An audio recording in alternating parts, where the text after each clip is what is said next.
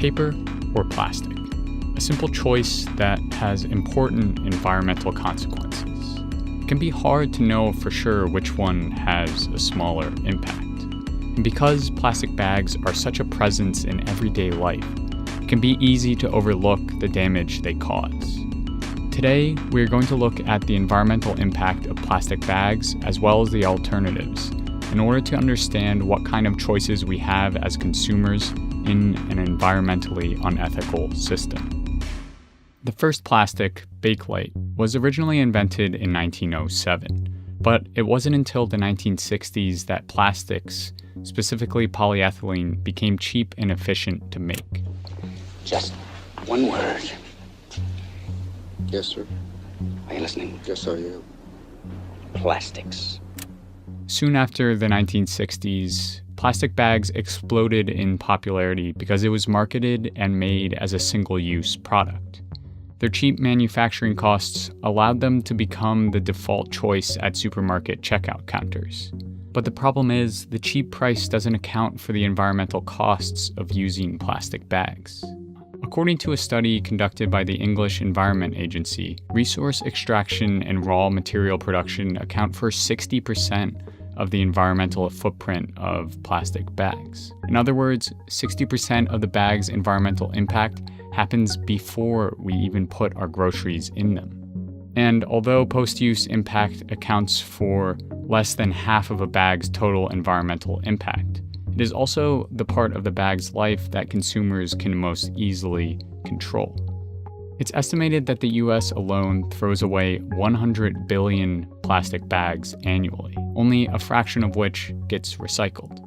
In general, most of these bags make their way into waterways and float along ocean currents until they make it to the 5 oceanic gyres that are created by circular currents. And these plastic bags could take well over 500 years to degrade.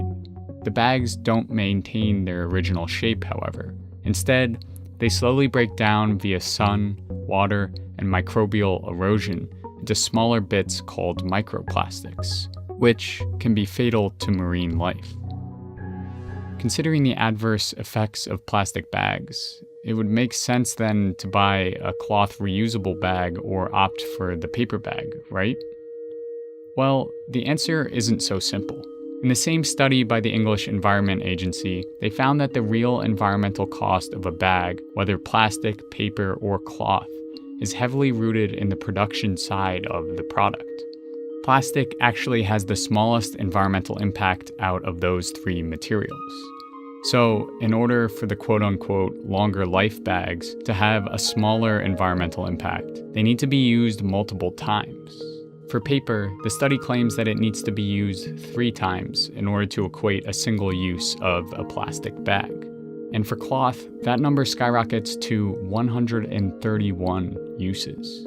This definitely shouldn't be taken to mean that single-use plastic bags are the best option.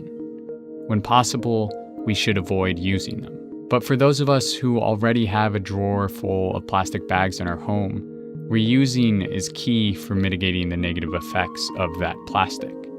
There is no need to go out and buy a brand new reusable tote if you already have usable plastic bags at home. Buying new reusable bags every time you go out to the store just perpetuates the problem. Reducing the use of plastic bags has rightfully been a focus of environmental initiatives. But if we zoom out, they are a small part in a much larger environmental picture. For example, it takes 40 times more energy to make a hamburger than it does to make a plastic bag. And even more frustrating, only 100 companies are responsible for 71% of all carbon emissions since 1988. Our choices as consumers are important, but we also face imperfect options based on production side decisions. So, reducing your plastic bags shouldn't be viewed as your sole contribution to climate change mitigation. It's a small alteration that needs to go hand in hand with other actions, like re-examining how much food you're buying from that very same grocery store so you don't end up throwing away 5 pounds of vegetables at the end of the week. In short, the bag you choose matters, but not as much as how it came to be there, what you put in it, and how you use it.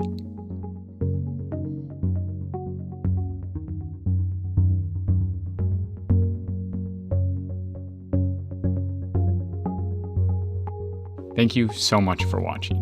If you're interested in supporting this channel, please consider heading over to my Patreon page where you can pledge a small amount of money for every video I make, or click the subscribe button below. Otherwise, I will see you next time.